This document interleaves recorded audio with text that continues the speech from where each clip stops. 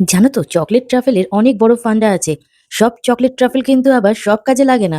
কিছু কিছু আছে এইরকম গার্নিশিং করতে কাজে লাগে, কিছু কিছু আছে কেকের সাইডে ড্রিপ করতে কাজে লাগে।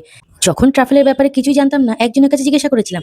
সে আমাকে বুদ্ধি দিয়েছিল, চকলেটের গুঁড়ো মানে সরি কোকো পাউডারের গুঁড়ো আর একটুখানি লিকুইড কিছু মিশিয়ে দিলে সেটা কিন্তু চকলেট ট্রাফেলের কাজ হয়ে যাবে।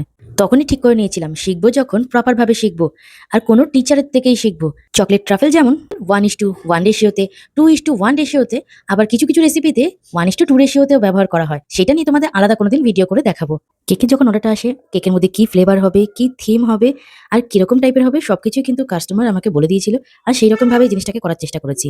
যেহেতু একটা ভিডিওর মধ্যে পুরো ডেকোরেশনটা দেখানোটা সম্ভব না, পুরো ব্যাপারগুলো খুলে বলাটা সম্ভব না, তাই ভিডিওগুলো একটু একটু করে তোমাদের সামনে প্রেজেন্ট করি, যাতে তোমাদেরও বুঝতে সুবিধা হয়, আমারও বলতে সুবিধা হয়।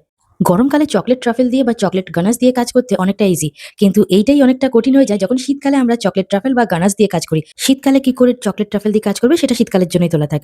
এত অব্দি ভিডিওটা ভালো লাগলে অবশ্যই পেজটাকে ফলো করে পাশে থেকো। ভালো থেকো। হর হর মহাদেব।